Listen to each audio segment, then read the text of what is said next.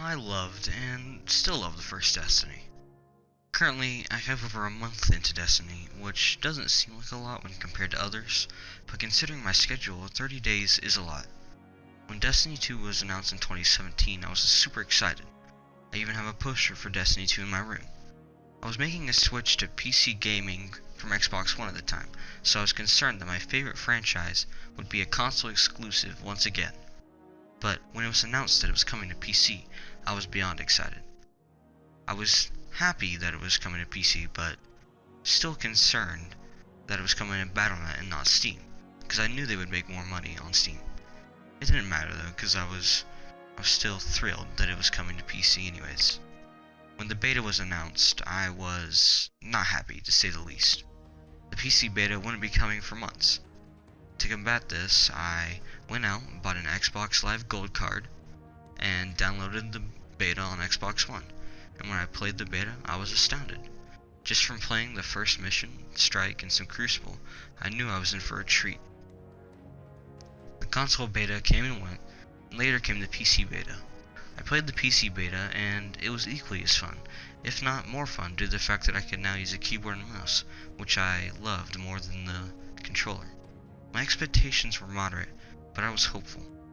I hoped that year 1 of Destiny 2 would be better than year 1 of Destiny 1, no matter how much fun I had during year 1 with Atheon and Crota. I hoped that there would be numerous quality of life improvements and more content in general. I hoped for a better story, which I can admit to say was horrible in vanilla Destiny 1. What I hoped for was a better Destiny experience, and when Destiny 2 first released, that's what I got. The story was far better than the vanilla Destiny 1 story. The strikes usually implemented some special mechanic that made it fun. The Crucible at first was also fun, and when the raid released, I played it a lot with friends, and even if the gauntlet was pure cancer, I had fun. The Callus boss was challenging and difficult but rewarding, and for the first couple months I grinded my butt off and played regularly. But after the second month, me and my friends were hit by a wall, and when I finally stepped back from Destiny 2, I noticed its glaring problems. And in this video, I'd like to go over what went wrong with Destiny in 3 major parts. My first major problem was the weapons and exotics. The weapons didn't have enough perks on them, and there weren't any random perks. In Destiny 2, all the weapons have set perks. There are no random perks, so whatever roll is on the weapon will never change.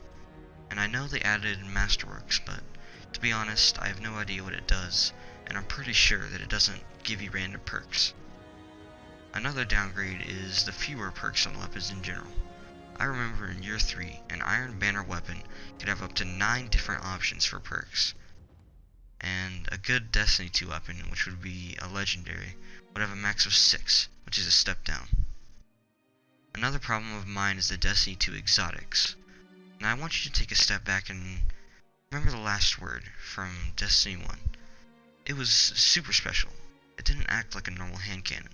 It could be fall auto, which was pretty unique for a hand cannon, and on top of that, hip firing it would give you increased stability and increased accuracy, so not aiming in with the last word would benefit you. Now compare it to the Sturm, which is a Destiny 2 exotic. What's its exotic perk? It might be something special, you might think, but no, it isn't. All it does is it reloads your secondary when you get a kill. That's it. With the Durang, you could get kills and reload the Sturm, but aside from that dynamic duo, that was it.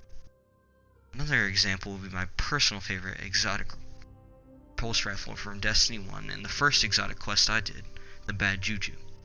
Bad Juju could be full auto, which wasn't special for a pulse rifle, but what really made it special was its exotic perk. With a kill, the magazine on Bad Juju would reload automatically, and it wouldn't take ammo out of the reserve.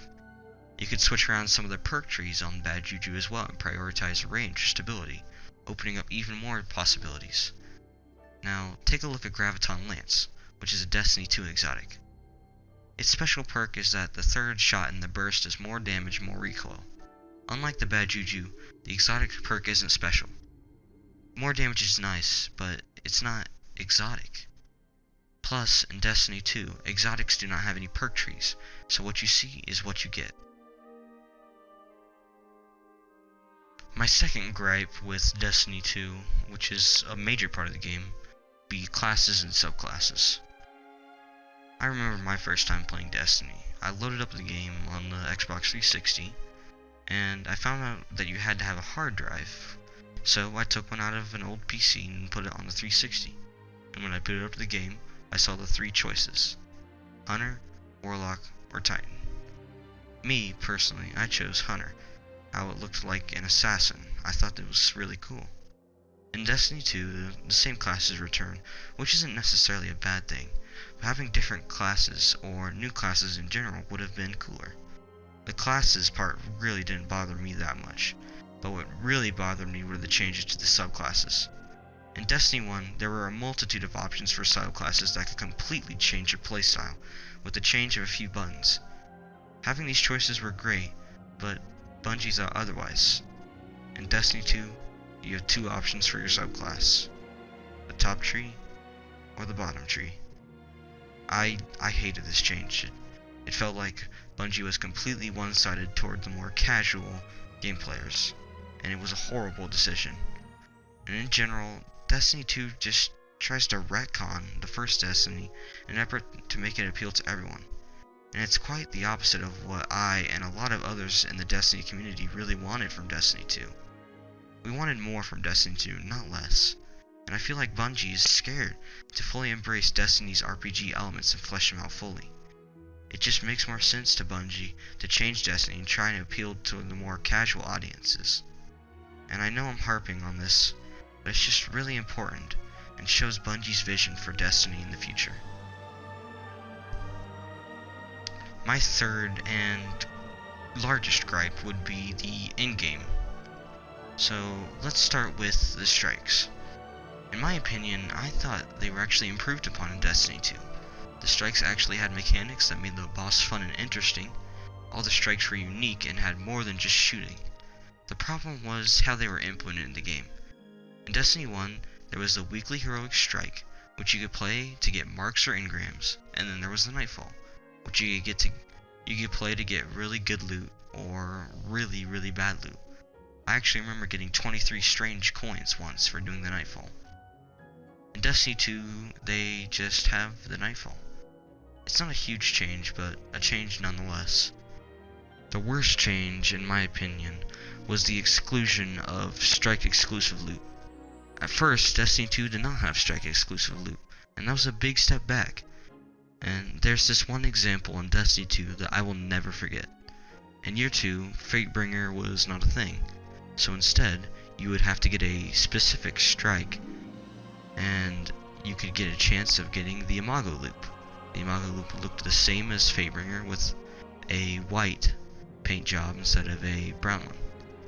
The Imago loop had randomized perks, so it was really hard to get a Fatebringer copy, but that was what made it fun. The grind and hope of getting a perfect Imago loop kept me playing the heroic strike throughout Year 2.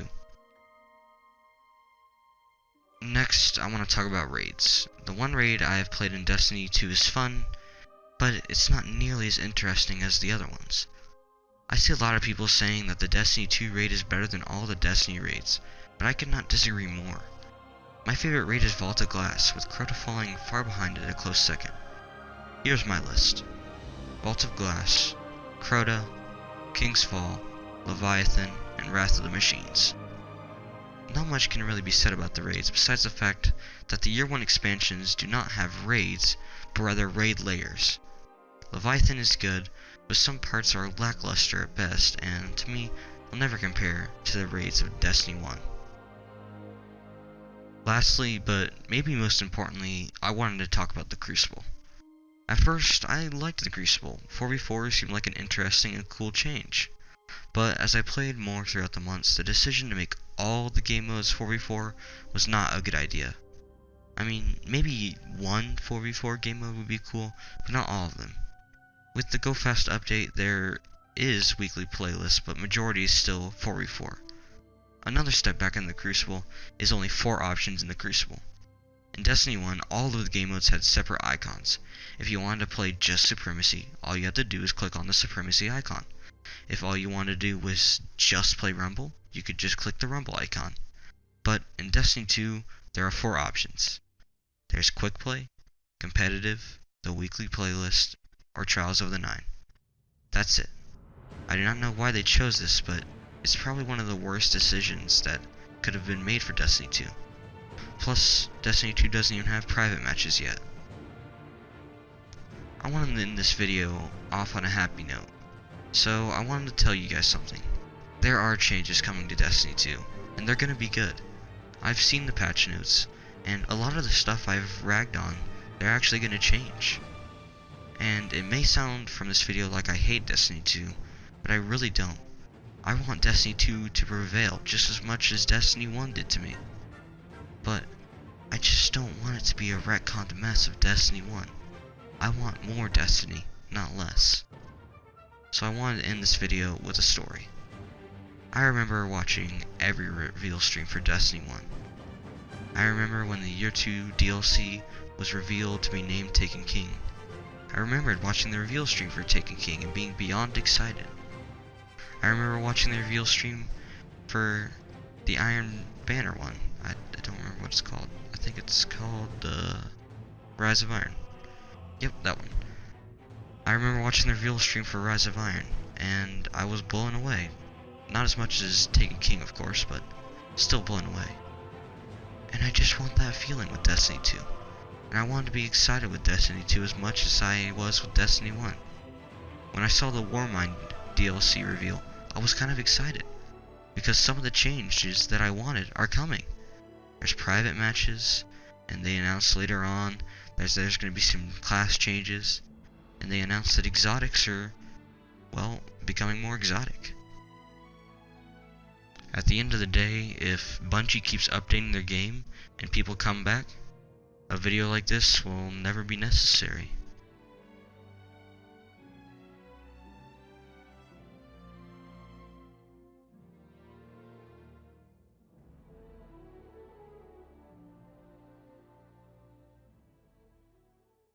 That's unless they don't screw it up, of course.